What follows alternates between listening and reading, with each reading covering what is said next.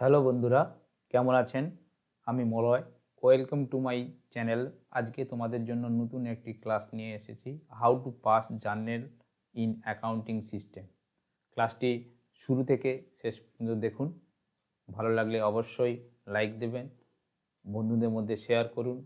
যদি আমাদের এই চ্যানেলে কেউ প্রথম এসে থাকেন তাহলে অবশ্যই সাবস্ক্রাইব করতে ভুলবেন না। চলুন এবার আমরা দেখে নিই কম্পিউটার স্ক্রিনে কীভাবে জার্নাল এন্ট্রি পাস করা হয়। একটা উদাহরণ সাহায্যে আমরা ধাপে ধাপে বুঝিয়ে দেব। দেখো, এখানে 10 নম্বরের যে উদাহরণটা দেওয়া আছে, receive amount from customer in cash or cheque of ₹20,000।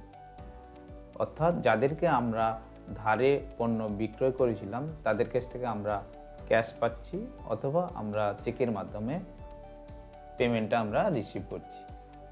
সেই জন্য এখানে দুটো অ্যাকাউন্ট আমরা দেখতে পাচ্ছি, ক্যাশ অথবা ব্যাংক টু কাস্টমার। তাহলে cash account, real account, cash আমাদের কাছে আসছে সেই জন্য cash account debit, to customer অর্থাৎ কাস্টমার আমাদের দিচ্ছে সেই জন্য কাস্টমার অ্যাকাউন্ট ক্রেডিট হচ্ছে।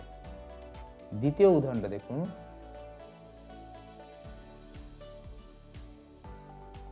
উদাহরণটা দেখুন, paid to suppliers in cash through cheque of ₹50,000।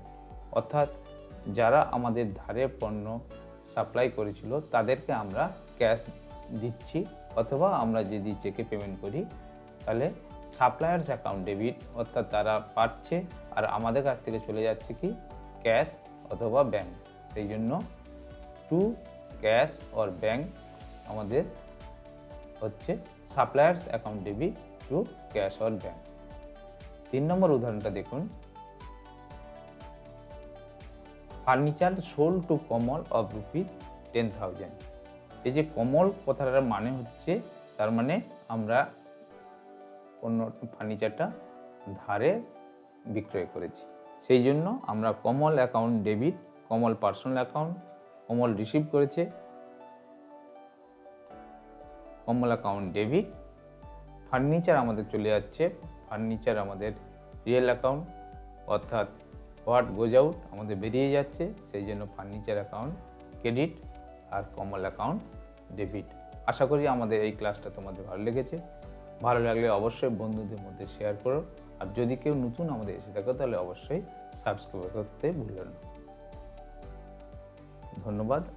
আশা করি পরবর্তীকালে আবার তোমাদের সঙ্গে দেখা হবে।